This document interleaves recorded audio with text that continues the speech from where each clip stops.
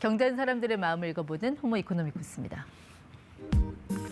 내 방은 안 꾸며도 이 방은 꾸몄던 기억 나시죠? 싸이월드 미니 홈피입니다. 미니룸과 미니미를 꾸미느라 수많은 도토리를 샀던 경험. 자, 그때 그 열정을 소환시킨 화제의 방이 등장했습니다. 요즘 MZ세대들은 다 여기 모여있다고 해도 과언이 아니라는데 들어보겠습니다. 이인보 세컨드 브레인 연구소 대표 나오셨습니다. 네, 대표님 어서 오십시오. 네, 안녕하세요. 지금 챗 GPT라는 거 따라가기도 정신이 없는데 또 배워야 할 게 있다면서요.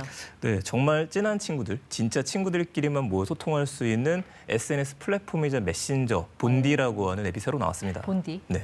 이거 모르면 그럼 요즘 말로 아웃사이더, 아싸 되는 겁니까? 그렇게 되실 수도 있을 것 같아요.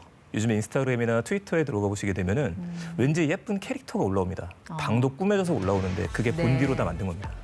저렇게 캐릭터, 그러니까 아바타 같은 그런 느낌이네요. 네네. 그럼 저기서 뭐 할 수 있어요? 여기서 할 수 있는 게 기본적으로는 자신의 아바타를 예쁘게 꾸밀 수 있고요. 두 번째는 이런 방을 스페이스라고 이야기를 하는데 네. 자신의 방을 꾸밀 수가 있어요.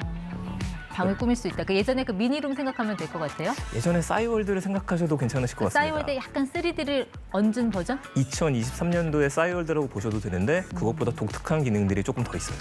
저기서 뭐 이렇게 대화하고 소통하는 건 어떤 식으로 이루어지나요? 기본적으로 1대1 대화가 가능하고 그룹 대화가 가능한데 저희가 대화하면은 간단하게 메시지만 오가겠구나라고 생각하시지만 그게 네. 아닙니다. 서로의 아바타가 나타나서 네. 아바타들의 모습을 보여줄 수가 있어요. 그래서 지금 생각하는 중, 소통하는 중, 예. 혹은 뭐 캠핑 가는 모습처럼 네. 다양한 행동을 보여줄 수 있는 게 특징입니다. 그 방 안에 뭐 포스트잇 같은 것도 뭐 붙일 수 있다고 그러던데요. 예, 거기다 누가 어떤 뭐 메시지를 남기는 건가요? 그렇죠. 포스트잇을 붙여놓고 가는 거예요. 내가 왔다 갔다, 지금 방 잘 구경하고 가요. 이런 식으로 남기게 되면은 서로의 메시지를 보낼 수 있는데 네. 이게 실시간이 아니기 때문에 약간 편지를 주고받는 느낌, 아날로그적인 감성도 같이 받을 수 있습니다. 그래요. 이 안에서 한 몇 명까지 좀 대화가 가능해요? 굉장히 독특한데 50명 한정입니다.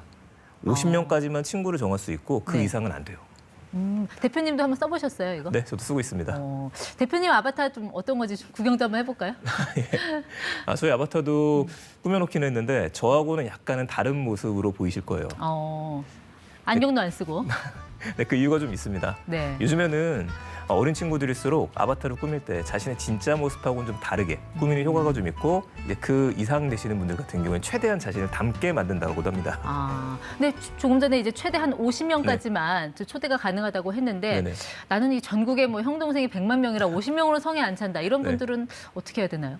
이렇게 생각하시면 될 것 같아요. 사실 카카오톡 같은 경우에도 수많은 친구들이 있죠. 페이스북 같은 경우에도 5천 명 정도의 친구가 있는데 네. 그 친구들하고 우리가 다 소통하진 않습니다. 50명이라는 폐쇄성이 굉장히 매력적인 게 이제 고민을 하게 돼요. 예. 50명을 누구로 채워야 될까? 그렇겠네요. 진짜 친한 친구가 누가 있을까? 그게 매력 포인트라고 생각합니다. 그렇게 되면 좀 초등학교 어린아이들 사이에서는 약간 이게 또 좀 왕따의 어떤 그런 방이 되지 않을까 이런 우려도 좀 나올 수 있을 것 같아요. 그런 우려도 될 것 같아요. 근데 지금은 초등학생들보다는 20대, 30대 혹은 네. 40대 위주로 쓰기 때문에 그거는 약간 걱정 안 하셔도 괜찮을 것 같습니다. 조금 더 많은 어떤 인적 네트워크로 만들고 싶다 이 공간을 네. 그럼 어떻게 하는 뭐 다른 방법 같은 게 있습니까? 네, 기본적으로 자신의 방을 꾸밀 수 있고 50명이 채워질 때마다 아파트라는 공간이 50명만 딱 방이 들어가요. 네. 그러니까 다른 사람들의 방을 구경할 수도 있고요.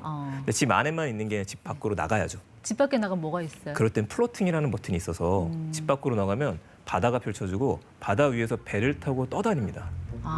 요즘 말로 뭐 멍 때리기 하기 좋은 그런 아이템이네요, 저거는. 네, 굉장히 좋은 BGM도 나오기 때문에 그걸 들으면서 떠다니는 걸 보는 것만으로 힐링이 된다는 이야기들을 많이 해요. 그래요? 그냥 저렇게 그냥 계속 뭐 구경만 하나요? 아니면 저기서 뭐 다른 또 어떤 새로운 뭐 활동을 하는 거예요? 두 가지 정도가 있는데 떠다니다 보면은 정말 모르던 사람의 보트가 나타나요. 서로 마주치게 되면 이제 인사를 나눌 수가 있게 되고요. 네. 또 돌아다니다 보면은 병을 주울 수가 있습니다. 이 병이 약간 낭만적이에요. 병 속에 편지를 띄워서 보내는 거를 우리도 할 수 있고 혹은 주워서 받아서 모르는 사람한테 답장도 보낼 수 있습니다. 마지막으로 특정한 아이템을 얻을 수 있어요. 네. 집 밖으로 나가지 못하면은 얻을 수 없는 아이템이죠. 그러니까 반드시 나가야 됩니다. 모르는 사람과 충분히 또 대화를 나눌 수 있는 그런 공간이 있는 거군요. 네, 맞습니다. 약간의 때로는 개방성이 나를 들어있죠. 모르는 사람의 위로나 조언이 필요할 때가 있잖아요. 네, 맞습니다. 그렇군요. 자, 근데 보통 저런 아이템으로 방 꾸미고 할 때 예전에 싸이월드 같은 경우는 도토리라고 해서 네. 그것 때문에 돈 많이 쓴 사람들 많은데 여기는 어때요? 현재는 모든 것들이 무료로 돼 있습니다. 그 방을 꾸밀 때 별다른 돈이 들진 않습니다. 그래요? 그러면 이 플랫폼의 수익 모델은 뭐가 되는 거죠? 향후를 보는 것 같아요. 모든 플랫폼들이 일단 어느 정도의 가입자 수가 확정이 되고 나면 그다음부터 이제 유료 결제 모델들을 탑재하기 때문에 네. 역시 이번에 본디도 나중에는 의상을 꾸미거나 방을 꾸밀 때에도 별도로 팔지 않을까. 아이템들을 판매하는 것들이 나오게 될 것 같습니다. 네. 그러면서 이 플랫폼이 요즘 2030 네. MZ세대 사이에서 굉장히 선풍적인 인기라고 하셨는데 그들의 어떤 욕구와 트렌드를 반영을 해서 이런 결과가 나타났다고 보세요?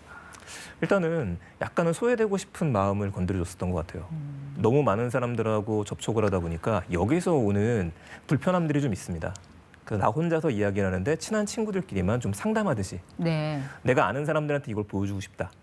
이런 폐쇄성이 있고요. 네. 반면에 내가 이렇게 예쁘게 꾸며놨고 이런 생각을 하고 있어. 라는 걸 보여주고 싶은 개방성. 이 두 가지가 적절하게 혼합이 되었다고 생각합니다.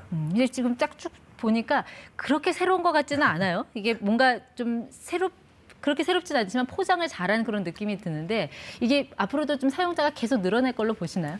개인적으로는 충분히 가능성이 있다고 봅니다. 대신에 이제 매력이라고 했었던 부분에서 50년 폐쇄성이라고 하는 부분들 지금 굉장히 간단하거든요, 서비스들이. 근데 이 복잡하지 않은 것만 지키면 성장 가능성은 충분하다고 봅니다. 근데 이 서비스는 어디서 만든 거예요? 회사 자체는 이제 싱가포르에 있는 회사예요.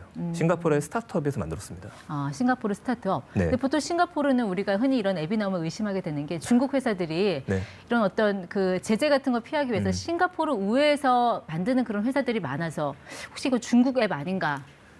이번에도 충분히 그런 의심을 좀 받고 있습니다. 그 이유가 이 앱이 처음 나온 게 아니라 이미 작년도에 중국에서 비슷한 앱이 하나 있었어요.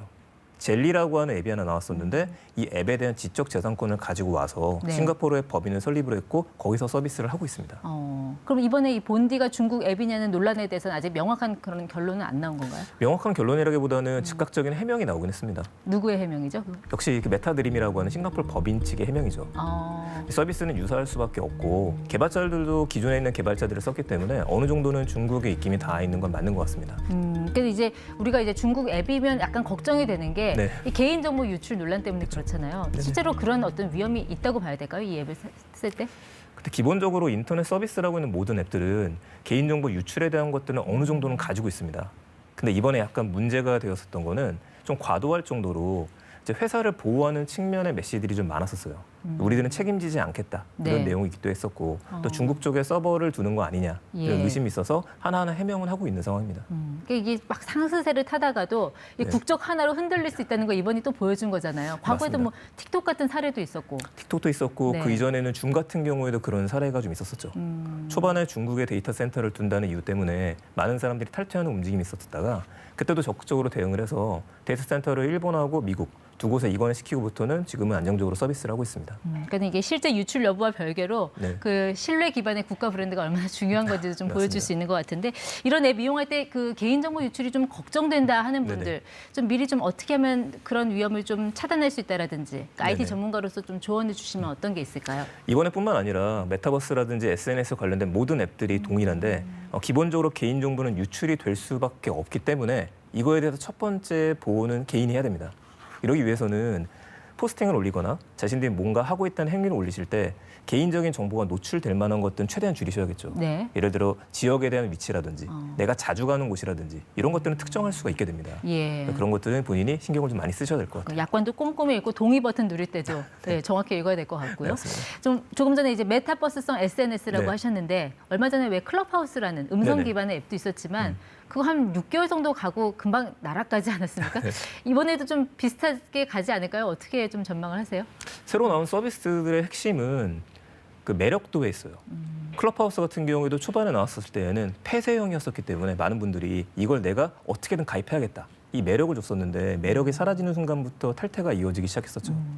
이번에 본디와 같은 서비스도 지금 가장 매력적인 거는 간단하고 50명밖에 사용할 수 없고 이런 네. 부분이 있는데 복잡해지는 순간이 그때가 위기라고 생각합니다. 결국 이 시장에서도 이 사용자 중심의 서비스가 가장 중요하다. 네. 그 말씀이신 것 같습니다. 맞습니다. 네, 어떻게 될지 한번 지켜보도록 하죠. 네, 지금까지 이인복 대표와 함께했습니다. 고맙습니다.